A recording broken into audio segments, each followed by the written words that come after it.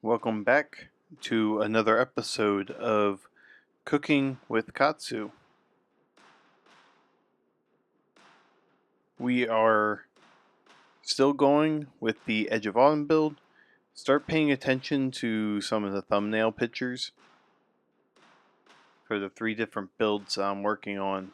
It's going to show which one this is particularly focusing on. We're doing the Edge of Autumn build. If you haven't seen episode 1, I would say check that out. And it will kind of show what the starting point was, and this is showing some of the adjustments that we think had to be done.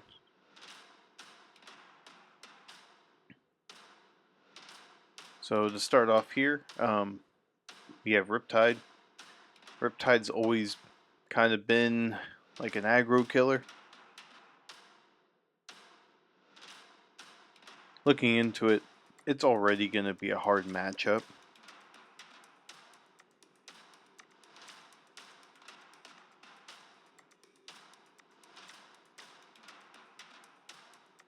Him having Dreadbore, which I wasn't expecting.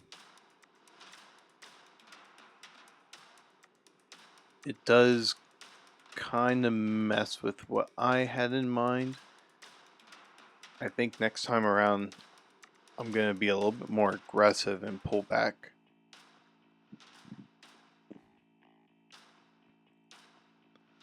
On the defense reactions. And not much more to say about the matchup, really. It is just a rough ride.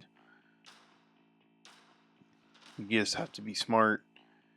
Try to plan out your lines properly.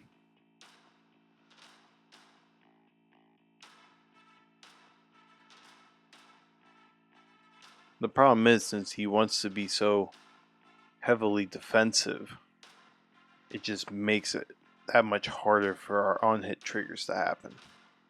Now when he starts letting them go, you just have to hope that you have the hand that you need to make him regret it.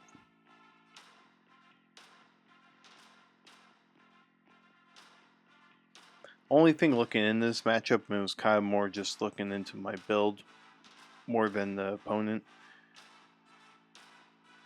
You'll see a couple of times in this matchup that I wasn't able to utilize the crouching tigers like I wanted to.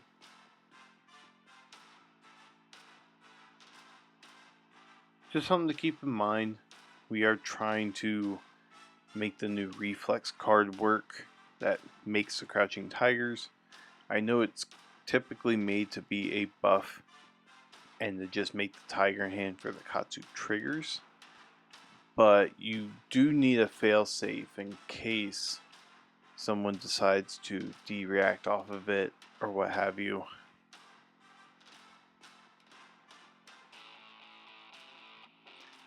So it's always kind of been the intent, adding in like the aspect of tiger bodies, because if you can't use the reflex, you can use it as a 0 for 4 with go again.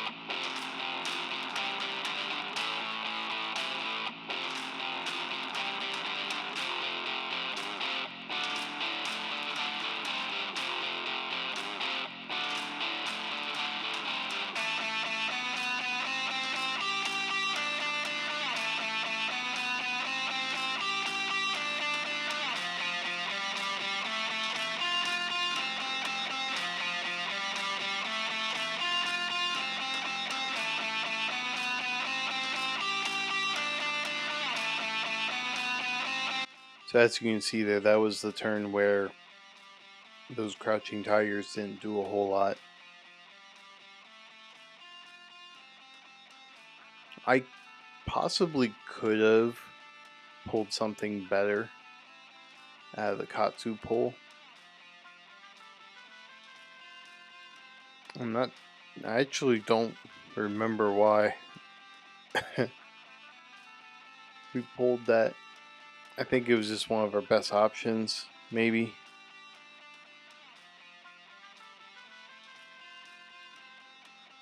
Or I was just trying to find something that was free.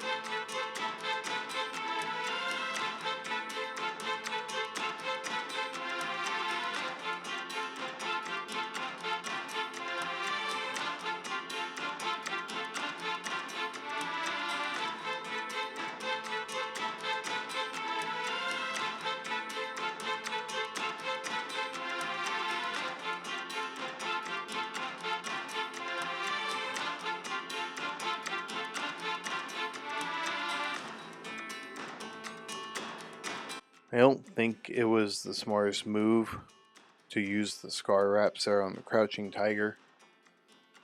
I was trying to pressure the damage with Mauling Chi, and I don't think that panned out well for me at the end, especially because I had the Enact Vengeance, where I can always start disrupting. But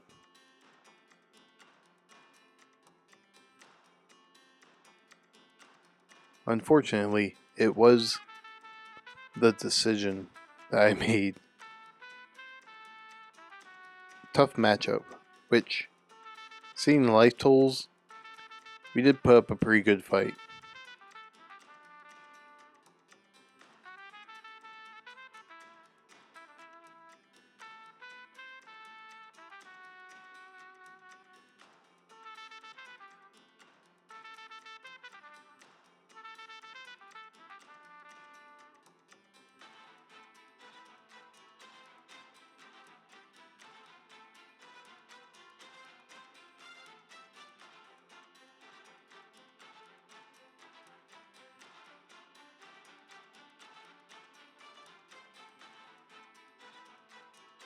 As you can see also, this was why I don't think I would bring in as many D-Reacts next time around, because of the possibility of running into the Dreadbore, because that ended up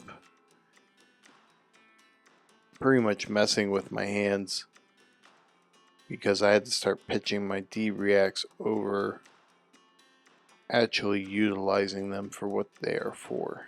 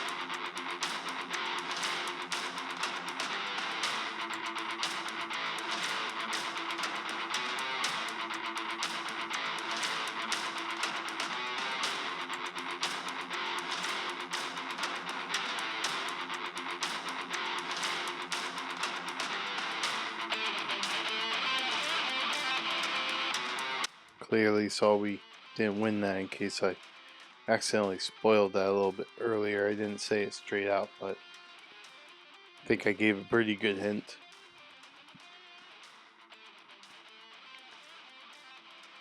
This next matchup here is against Prism. Haven't seen too many Prisms in a while. I'm not 100% sure if she's now relevant in the meta. I guess she's been leaking through here and there. But a couple of notes here is with Katsu, you just have to play very smart. Try to be a little bit more heavy on the defense. Save a little bit of a delay for her to start awakening her angels, things like that, because she's going to pop into the heavy defense later. And what you're trying to do is put her in an awkward position where it's so defensive that she can't really catch back up with you.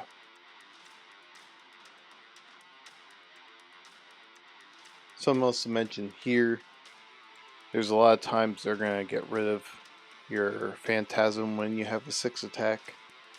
I don't have a 7 attack in the sideboard, but it is something you can consider and you can run too, especially if you have multiple prisms in your local meta.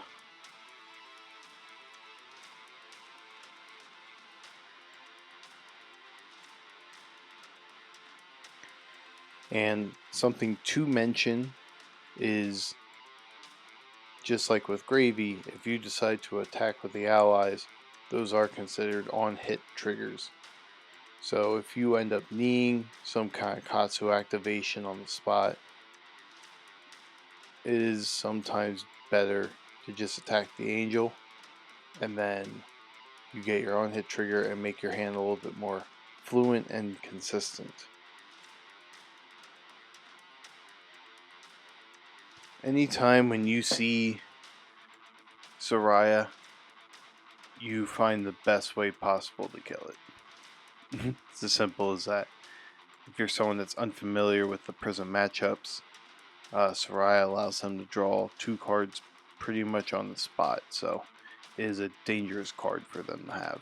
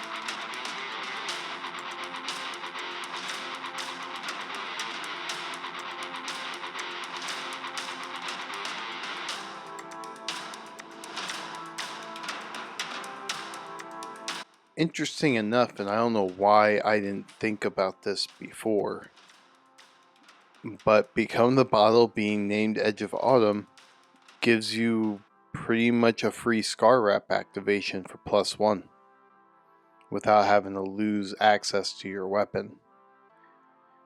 It's actually pretty damn good, especially when we're trying to push over damage for Katsu activations, links, yada yada.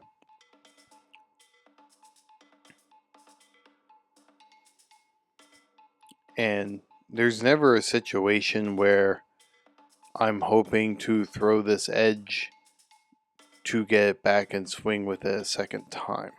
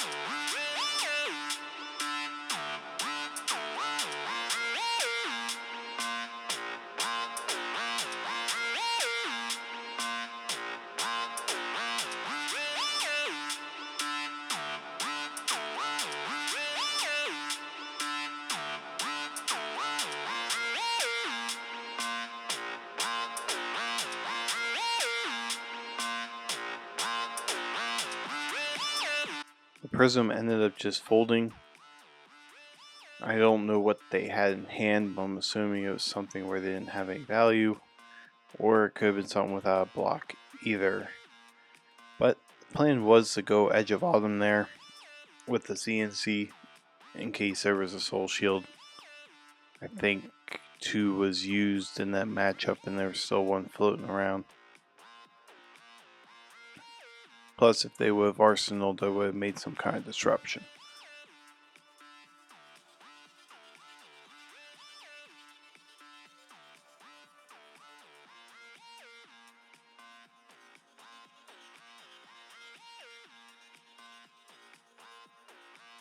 This matchup here, we are going up against a Jarl.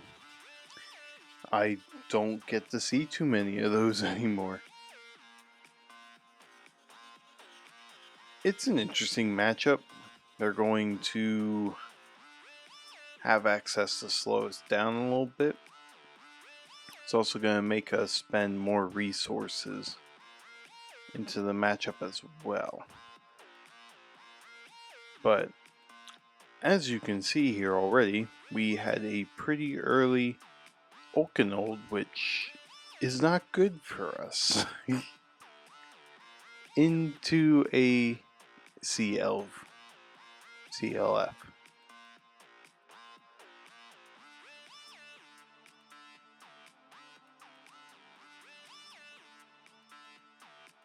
I do believe bringing in Mask of Momentum wasn't the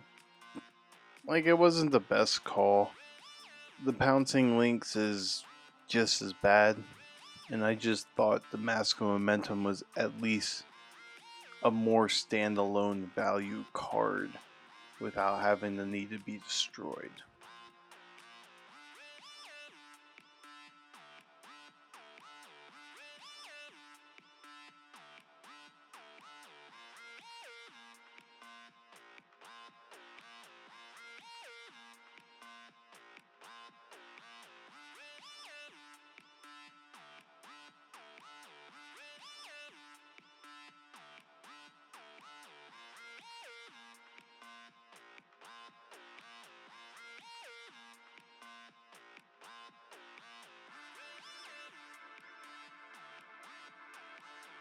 And we get smacked with a second Okanold quite early.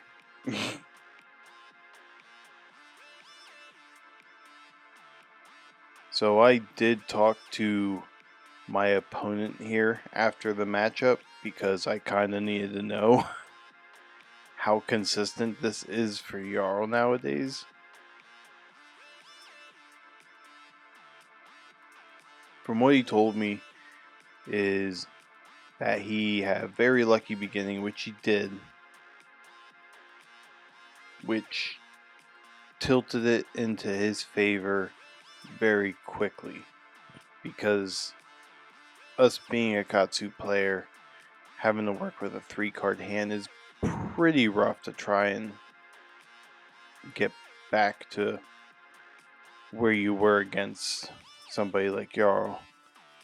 Oakenolds are just kind of rough.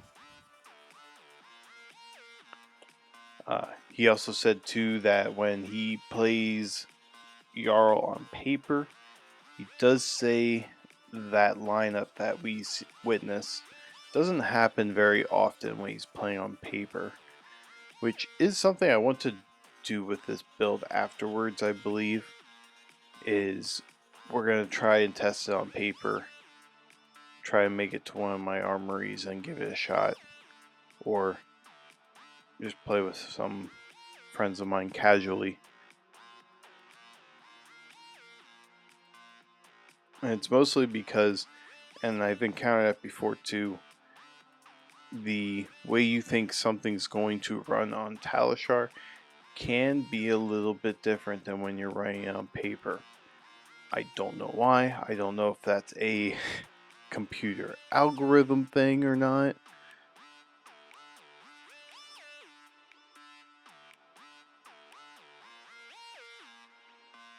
For some reason, deck shuffling and card draw in Talishar is for some reason slightly different than when you're playing it on paper.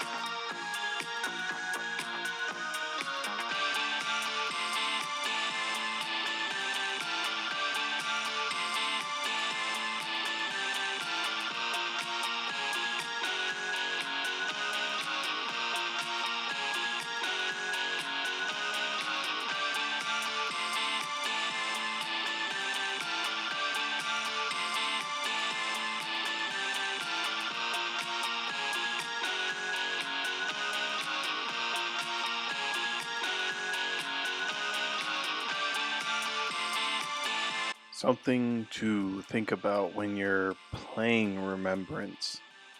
You don't want to see them early, you really want to see them late game. So, something that is nice with Katsu is being able to pitch them to the edge, things like that. It's definitely not something you want to keep in your hand until we start hitting second cycle. And that's if we ever get that far. With being Katsu, because you're shuffling a lot, you kind of need to guess when that second cycle's coming in play.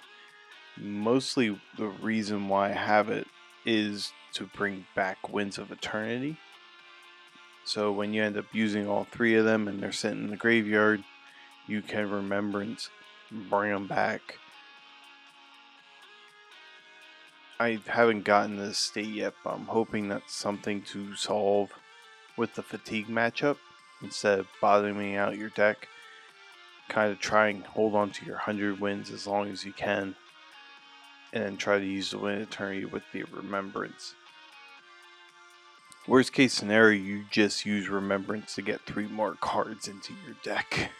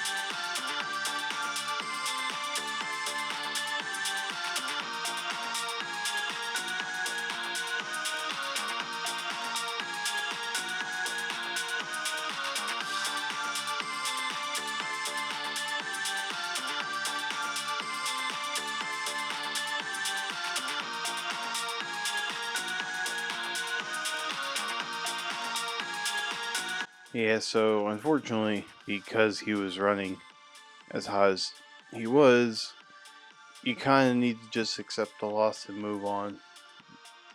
There's not really much noting. I think played it as well as I could. Our next matchup here, we're going up against Vincent. So we did go up against Vincent on the first time we were building, but it was our very first matchup. Kind of hard to determine the full game plan with that. Mostly because of the notes I had for day one was about possibly changing my arm piece, and I thought CNC was better over extract, which we still ran both.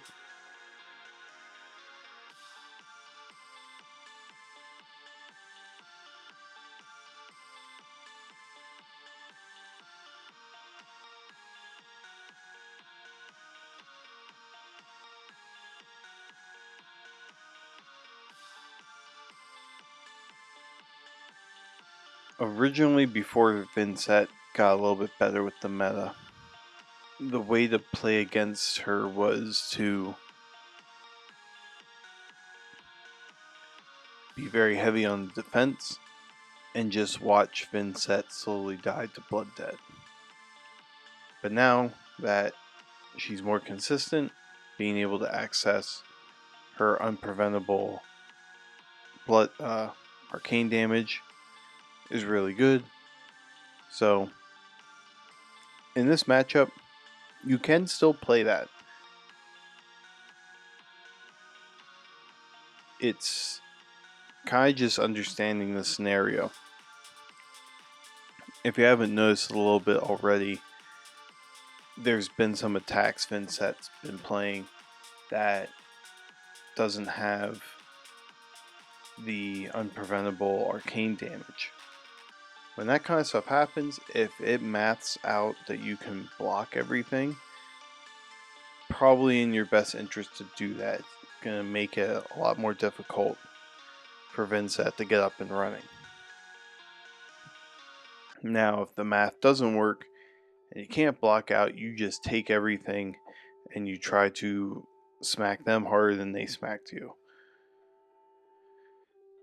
And I think that's pretty much how it goes. You stay very aggressive, you turtle and be very defensive when the opportunity arises.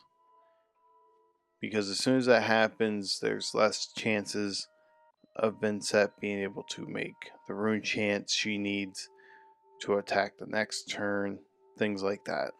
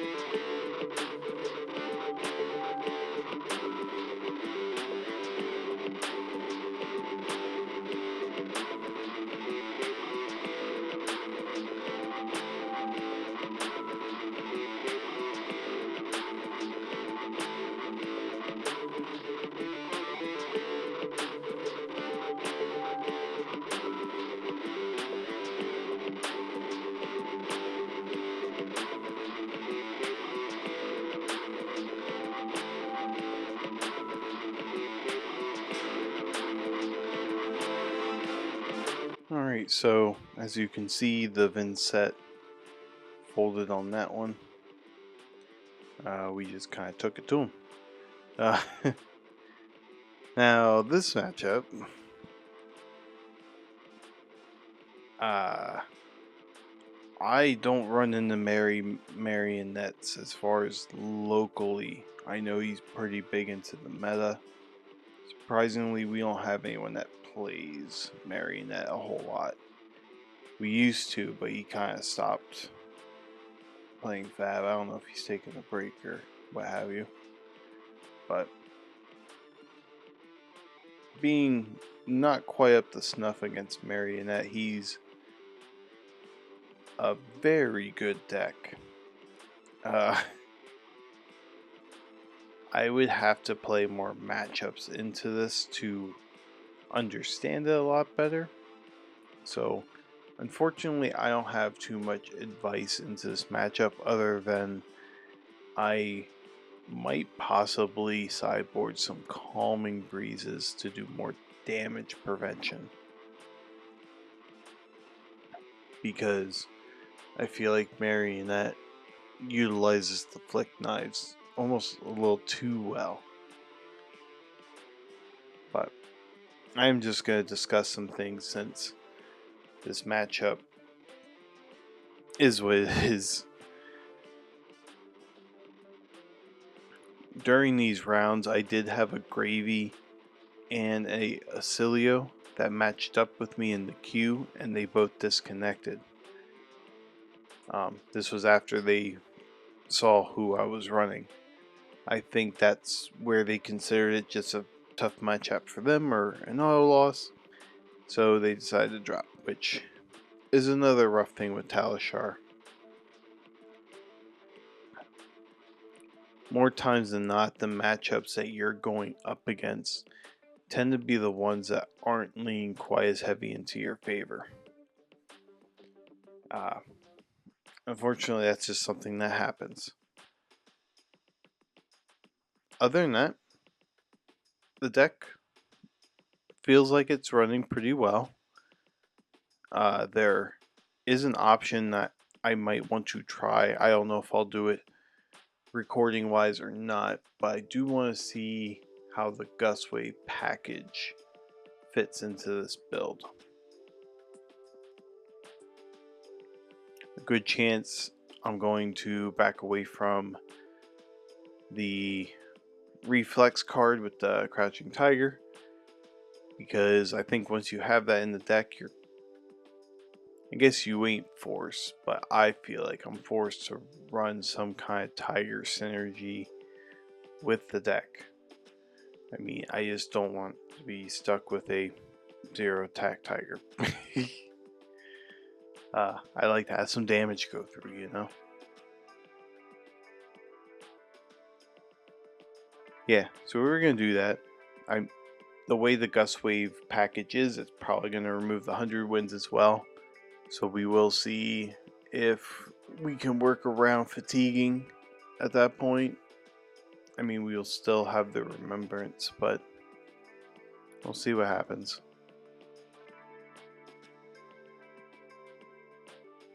And yeah, I'm going to remember a little bit more about Become the Bottle being a Edge of Autumn that the Scar Wraps activates.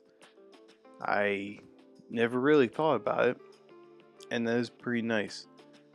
I think that's an option of a line that can open up for you with this build. And I just think that was pretty cool, because Scar Wraps is always such a terrifying card to use with the risk of losing Edge of Autumn. Now that we have Become the Bottle that can also be named that, does relieve some of that pressure for us. I know this matchup doesn't really go too well. It was quite rough. But even for me as well, trying to get familiar with Marionette, if you're in the same boat as me, watching this matchup might help you kind of have more of an understanding of what cards that you're going to be looking for. I know that helped me personally because there are a few assassin cards that shouldn't have surprised me, but it did with this matchup not being familiar enough that Arachne is running them. So it is trying to know the cards that assassins are trying to use because of them being a very disruptive deck. Those are cards that you need to be aware of.